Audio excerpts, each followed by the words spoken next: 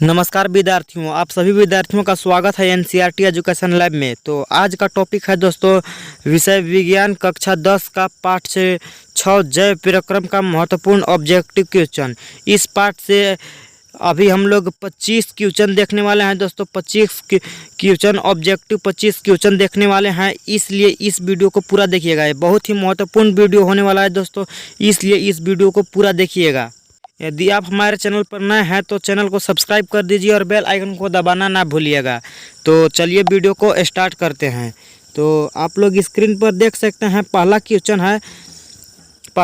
है वैसे जीव जो पोषण के लिए सड़े गले चीज़ों पर आश्रित रहते हैं वे कहलाते हैं। ए परजीवी, बी मृतजीवी, सी परपोषी, डी इनमें कोई नहीं। तो जल्दी से आप कमेंट कीजिए दोस्तों कि इसमें से कौन सा ऑप्शन सही होगा, और पूरा वीडियो देखिएगा और बताइएगा कि आपका कितना क्वेश्चन सही हुआ। तो जल्दी से कमेंट कीजिए कि इसका कौन सा ऑप्शन सही होगा। तो चलिए बता देते हैं कि इसका कौन सा सही ऑप्शन होगा। इसका ऑप्शन सही होगा ऑप्शन नंबर बी मृतजीवी।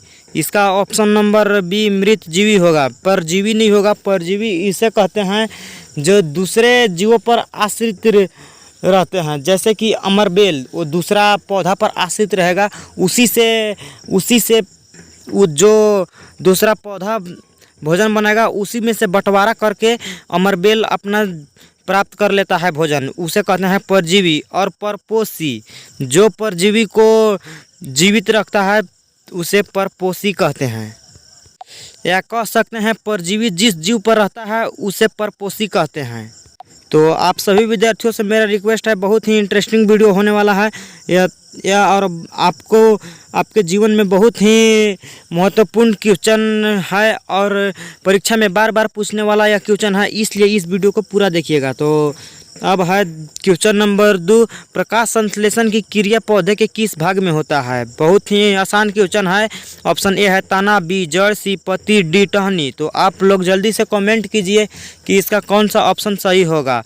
तना होगा, जड़ होगा, पत्ती होगा या टहनी होगा। प्रकाश संश्लेषण क्रिया कहाँ होता है। तो आप लोग जानते होंगे कि इसका सही ऑप्शन होगा ऑप्शन नंबर सी पत्ती में। प्रकाश संश्लेषण क्रिया पत्ती में ही होती है। पत्ती वायुमंडल से कार्बन डाइऑक्साइड CO2 जिसे कहते हैं कार्बन डाइऑक्साइड, और जड़ से जल जिसे H2O कहते हैं क्लोरोफिल के सहायता से। क्लोरोफिल के बिना प्रकाश संश्लेषण क्रिया नहीं होगा दोस्तों, आप लोग जानते हैं। इसी की सहायता से अपना भोजन प्रकाश संश्लेषण की क्रिया से बनाते हैं। तो अब चलिए देखते हैं नेक्स्ट क्वेश्चन क्या है। अब है तीसरा क्वेश्चन, बहुत ही इंटरेस्टिंग क्वेश्चन है। इनमें कौन प्रकाश संश्लेषण अंगक नहीं है। तो प्रश्न कहना चाह रहा है इसमें से प्रकाश संश्लेषण क्रिया वाला अंगक है, यानी कि इसमें से किस भाग में प्रकाश संश्लेषण क्रिया होता है, कौन सा अंग है जो प्रकाश संश्लेषण क्रिया में भाग लेता है। तो ए है हरित लवक, और बी है तना, सी है जड़, डी है इनमें कोई नहीं। तो जल्दी से आप कमेंट कीजिए कि इसका ऑप्शन कौन सा सही होगा। बहुत ही इंटरेस्टिंग क्वेश्चन है, बहुत ही महत्वपूर्ण क्वेश्चन है, जल्दी से कमेंट कीजिए। तो इसका सही होगा ऑप्शन नंबर ए हरित लवक। हरित लवक से ही प्रकाश संश्लेषण क्रिया संपन्न होता है दोस्तों, आप लोग जानते होंगे। अब है आपके स्क्रीन पर चौथा क्वेश्चन, निम्न में से कौन सा मादा जनन तंत्र का भाग नहीं है। मादा जनन तंत्र का भाग जो नहीं है उसे चुनना है दोस्तों। तो क है अंडाशय, ख है गर्भाशय, ग है शुक्रवाहिका और घ है डिंबवाहिनी। तो इसका सही आंसर होगा, चलिए देखते हैं कि पहले क्या ऑप्शन है। तो अंडाशय मादा जनन तंत्र का भाग है, और ख है गर्भाशय भी मादा जनन तंत्र का भाग है, और डिंबवाहिनी ये भी गर्भाशय का ही भाग है, मादा जनन तंत्र का ही भाग है, और ग शुक्रवाहिका। इसका ऑप्शन सही होगा, शुक्रवाहिका मादा जनन तंत्र का भाग नहीं है। अब है आपके स्क्रीन पर पांचवा क्वेश्चन है। स्वपोषी पोषण के लिए आवश्यक है। ए कार्बन डाइऑक्साइड तथा जल, और ए था हो गया है, इसे आप तथा कर लीजिएगा। और बी है क्लोरोफिल, सी है सूर्य का प्रकाश, डी है उपरोक्त सभी। तो स्वपोषी पोषण किसे कहते हैं, पहले ये जानिए। स्वपोषी पोषण उसे कहते हैं जो अपना भोजन स्वयं बनाते हैं, जिसे किसी का हाथ नहीं हो, कोई जीव का उसमें हाथ नहीं हो, उसे स्वपोषी पोषण कहते हैं। जैसे कि पौधे अपना भोजन स्वयं बनाते हैं, वे किसी का सहायता से नहीं बनाते हैं। उनको जल की आवश्यकता होती है और क्लोरोफिल की, सूर्य प्रकाश की, कार्बन डाइऑक्साइड की। तो इसका सही आंसर होगा ऑप्शन नंबर डी, उपरोक्त सभी। अब है स्क्रीन पर आपके पादप में जाइलम उत्तरदायी है। छठा क्वेश्चन है, पादप में जाइलम उत्तरदायी है, यानी कि जाइलम का कार्य क्या है। क ए है जल का वहन, बी है भोजन का वहन, और सी है ऑक्सीजन का वहन, और डी है अमीनो अम्ल का वहन। तो जल्दी से कमेंट कीजिए, बहुत ही इंटरेस्टिंग सवाल है, परीक्षा में पूछने वाला सवाल है। जल का वहन या भोजन का वहन, ऑक्सीजन का वहन, अमीनो अम्ल का वहन। तो इसका सही होगा ऑप्शन नंबर ए, जल का वहन। पादप में जाइलम जल का वहन करता है और फ्लोएम भोजन का वहन करता है, याद रखिएगा। अब है 7 क्वेश्चन है, मनुष्य में वृक्क एक तंत्र का भाग है जो संबंधित है। तो मनुष्य में वृक्क किससे संबंधित है, पोषण से, उत्सर्जन से, परिवहन से, और बी श्वसन से। तो आप लोग जानते होंगे कि इसका ऑप्शन कौन सा सही होगा। तो इसका सही ऑप्शन होगा ऑप्शन नंबर बी, उत्सर्जन से। अब है 7 क्वेश्चन, पर्णरंध्र। पर्णरंध्र आप लोग जानते हैं, पर्णरंध्रों के खुलने एवं बंद होने की प्रक्रिया निम्न पर निर्भर करती है। किस पर निर्भर करती है, ऑक्सीजन पर, या गार्ड कोषों में जल, तापक्रम, और डी है ऑप्शन कार्बन डाइऑक्साइड। तो जल्दी से आप लोग कमेंट कीजिए कि इसका कौन सा ऑप्शन सही होगा। तो इसका सही ऑप्शन होगा ऑप्शन नंबर बी, गार्ड कोषों में जल। जब गार्ड कोषों में जल होगा तो वह खुल जाएगा, और जब गार्ड कोषों में जल की कमी हो जाती है तो वह सिकुड़ जाती है। अब है क्वेश्चन नंबर 9 क्वेश्चन है, गुर्दे की निस्यंदन इकाई कहलाती है। ए नेफ्रॉन, बी यूरेटर, सी न्यूरॉन, डी यूरेथ्रा। तो इसका सही आंसर हो जाएगा नेफ्रॉन, ऑप्शन नंबर ए, नेफ्रॉन। अब है क्वेश्चन नंबर 10, निश्वास द्वारा निकली वायु में रहती है।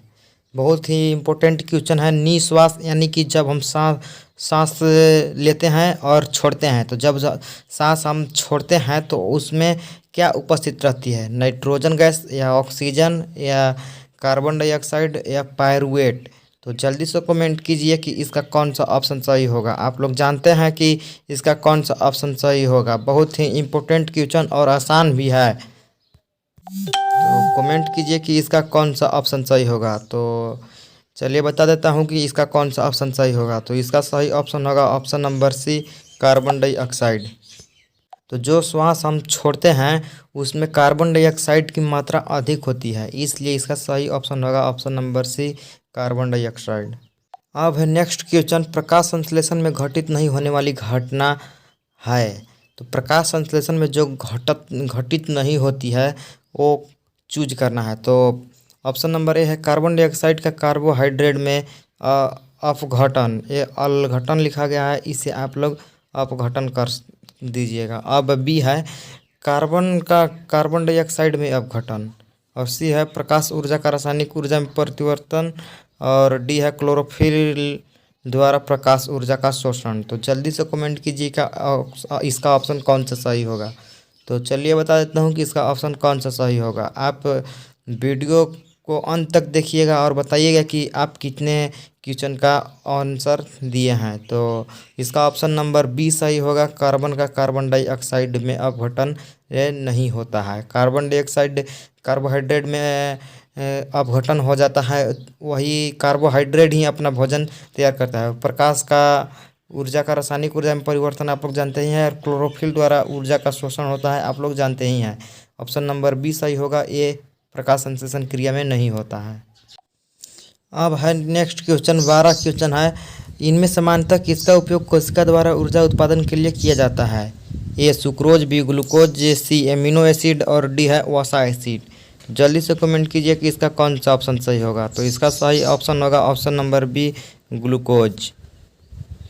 अब है 13 क्वेश्चन, पाचन नली में सर्वप्रथम भोजन में मिलने वाला एंजाइम है। तो पाचन नली में सर्वप्रथम भोजन में मिलने वाला एंजाइम कौन सा है, ट्रिप्सिन है, पेप्सिन है, सेलुलोज है, या एमाइलेज है। तो इसका सही ऑप्शन होगा ऑप्शन नंबर डी, एमाइलेज। मुख में ही एमाइलेज होता है और वे सर्वप्रथम यानी कि सबसे पहले पाचन नली में मिल जाता है। अब है 14 क्वेश्चन, आणविक ऑक्सीजन के उपलब्ध नहीं होने से पायरुवेट का परिवर्तन जंतुओं में किस यौगिक में होता है? A lactic acid, B ethanol, C citric acid, D glucose. तो इसका सही आंसर हो जाएगा option number A, lactic acid. अब है 15 क्वेश्चन, हृदय के अंदर उसके संकुचन के समय रक्त को वापस लौटने से कौन रोकता है?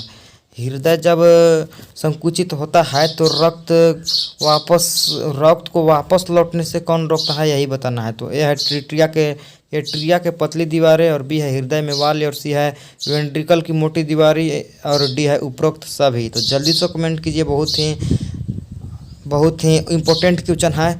तो इसका सही आंसर हो जाएगा ऑप्शन नंबर बी, हृदय में वाल्व।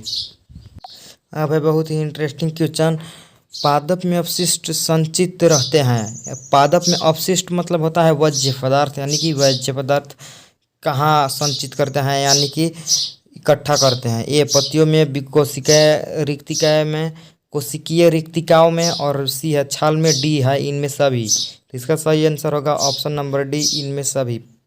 जो पेड़ पौधे हैं वो अपशिष्ट पदार्थ को पत्तियों में भी, छाल में भी और कोशिकीय रिक्तिकाओं में भी सभी जगह अपशिष्ट को संचित करते हैं। अब है 17 क्वेश्चन, फ्लोएम के खाद्य पदार्थों का परिवहन पौधे में किस दिशा में होता है? ए केवल ऊपर की ओर, बी केवल नीचे की ओर, सी केवल ऊपर और नीचे दोनों ओर, डी इनमें से कोई नहीं। तो आप लोग जानते हैं कि फ्लोएम जो है वो खाद्य पदार्थ का वहन करता है। मान लीजिए कि ये एक पेड़ है, पत्तियां हैं, ये सभी पत्तियां हैं। तो फ्लोएम जो है वो जाइलम जड़ से, यहाँ से जड़ से पत्तियां तक जल पहुंचाती है, और फ्लोएम जो है वो नीचे की ओर केवल खाद्य पदार्थों का परिवहन करती है। यहाँ खाद्य पदार्थ बना तो वो सभी जगह नीचे की ओर केवल अपना भोजन को परिवहन करता है। तो इसका सही आंसर होगा ऑप्शन नंबर बी, केवल नीचे की ओर। अब है क्वेश्चन 18, इनमें से किसके द्वारा अमीबा भोजन का अंतर ग्रहण करता है? ए उत्पाद, बी भोजन रसदानी, सी परिवहन, डी केंद्रक।